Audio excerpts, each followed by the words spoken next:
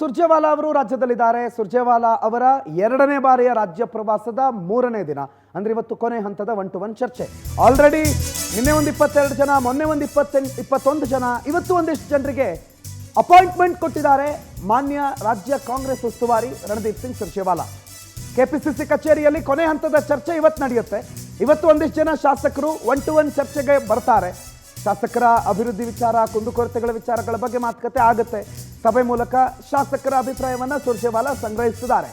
ಆ ವರದಿಯನ್ನು ಹೈಕಮಾಂಡ್ ತಗೊಂಡೋಗಿ ಕೊಡ್ತಾರೆ. ಅಫ್ಕೋರ್ಸ್ ಮೊನ್ನೆ ಇವರೇ ಹೇಳ್ದಂಗೆ ಹೈಕಮಾಂಡ್ ಆ ವರದಿಯನ್ನು ಗಮನಿಸಿ ಮುಂದೇನು ಮಾಡಬೇಕು ಅನ್ನೋದನ್ನ ಡಿಸೈಡ್ ಮಾಡುತ್ತೆ. ದಟ್ ಇನ್ಕ್ಲೂಡ್ಸ್ ಮುಖ್ಯಮಂತ್ರಿ ಬದಲಾವಣೆ ಮಾಡಬೇಕಾದ ಪರಿಸ್ಥಿತಿ ಇದೆಯಾ ಇಲ್ವಾ, ಶಾಸಕರ ಅಭಿಪ್ರಾಯ ಹೇಗಿದೆ, ರಾಜ್ಯದ ಆಡಳಿತ ಹೇಗಿದೆ, ಅಭಿವೃದ್ಧಿ ವಿಚಾರದಲ್ಲಿ ಹೇಗಿದೆ. ಇನ್ಫ್ಯಾಕ್ಟ್ ಬಹಳಷ್ಟು ಜನ ನಿನ್ನೆ ಮೊನ್ನೆ ಬಂದವರು, ಲಾಸ್ಟ್ ವಾರ ಬಂದವರು ಕೂಡ ಸಚಿವರುಗಳ ಮೇಲೆ ಸಾಲು ಕಂಪ್ಲೇಂಟ್ ಹೇಳಿದ್ದಾರೆ. ಹಾಗಾಗಿ ಕೆಲವು ಸಚಿವರು ಸಚಿವ ಸ್ಥಾನ ಉಳಿಸ್ಕೊಳ್ಳೋದೇ ಬಹಳ ದೊಡ್ಡ ಸರ್ಕಸ್ ಆಗ್ಬೋದು ಮುಂದಿನ ಹಂತದಲ್ಲಿ.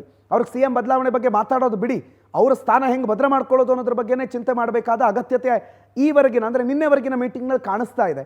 ಇವತ್ತು ಕೂಡ ಈ ಮೀಟಿಂಗ್ ನಡೆಯೋದ್ರಿಂದ ಮತ್ತೊಂದಿಷ್ಟು ಜನ ಶಾಸಕರು ಬರ್ತಾರೆ. ಮತ್ತೊಂದಿಷ್ಟು ಅವರ ಅಭಿಪ್ರಾಯ, ಅವರ ಕುಂದುಕೊರತೆ, ಅವರ ನೋವು, ಅವರ ಅಸಮಾಧಾನ ಎಲ್ಲವನ್ನ ಕೆಪಿಸಿಸಿ ಕಚೇರಿಯಲ್ಲಿ ಇವತ್ತು ಸುರ್ಜೇವಾಲಾ ಅವರ ಮುಂದೆ ಅವರು ಪ್ರಸ್ತುತಪಡಿಸ್ತಾರೆ.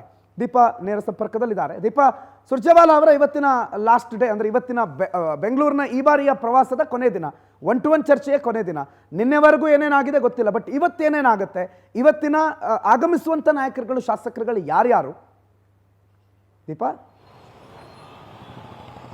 ಪ್ರಣುತ್, ಇವತ್ತು 17 ಜನರನ್ನ ಭೇಟಿ ಮಾಡೋದಕ್ಕೆ ಸುರ್ಜೇವಾಲಾ ಪಟ್ಟಿ ರೆಡಿ ಮಾಡ್ಕೊಂಡಿರುವಂತಹದ್ದು. ಪ್ರಮುಖವಾಗಿ ಅಂದ್ರೆ ತುಮಕೂರು ಭಾಗ, ಶಿವಮೊಗ್ಗ, ದಾವಣಗೆರೆ, ಚಿತ್ರದುರ್ಗ ಈ ಭಾಗದ ಶಾಸಕರುಗಳನ್ನ ಇವತ್ತು ಕರೆಸ್ತಾ ಇರುವಂತಹದ್ದು 1-to-1 ಮೀಟಿಂಗಿಗೆ. ಅಂದ್ರೆ ಪ್ರಮುಖವಾಗಿ ಅಹವಾಲು ಅನ್ನುವಂತಹ ಹೆಸರಿನಲ್ಲಿ ಬೇರೇನೋ ನಡೀತಿದೆ ಅನ್ನುವಂತಹದ್ದಂತೂ ಸ್ಪಷ್ಟ. ಯಾಕಂದ್ರೆ ಇನ್ ಕೇಸ್ ಅವ್ರು ಏನಾದ್ರೂ ಅಹವಾಲು ಅಥವಾ ಅವರ ಅಸಮಾಧಾನಗಳು, ಈ ಒಂದು ಅನುದಾನ ಕೊಡುವಂತಹ ವಿಚಾರ ಎಲ್ಲವನ್ನೂ ಕೂಡ ಇದ್ದಿದ್ರೆ CM DCM ನೇತೃತ್ವದಲ್ಲೇ ಮಾಡಬಹುದಿತ್ತು.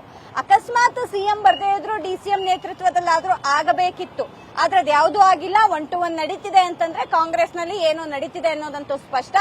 ನೆನೆಯಷ್ಟೇ ಒಂದಿಷ್ಟು ಜನ ಸಚಿವರುಗಳ ಕಾರ್ಯವೈಖರಿ ಕುರಿತಂತೆ ಕೂಡ ಮಾತನಾಡಿದ್ರು. ಅಂದ್ರೆ ಸರಿಯಾದ ರೀತಿಯಲ್ಲಿ ಸ್ಪಂದನೆ ನೀಡ್ತಿಲ್ಲ ನಮಗೆ, ನಮ್ಮ ಜಿಲ್ಲಾ ಮಟ್ಟದ್ದು ಅಥವಾ ಕ್ಷೇತ್ರ ಮಟ್ಟದಲ್ಲಿ ನಮ್ಮನ್ನ ಪರಿಗಣನೆಗೆ ತೆಗೆದುಕೊಳ್ಬೇಕು, ಮಾಜಿ ಶಾಸಕರುಗಳನ್ನ ಪರಿಗಣನೆಗೆ ತೆಗೆದುಕೊಳ್ಬೇಕು.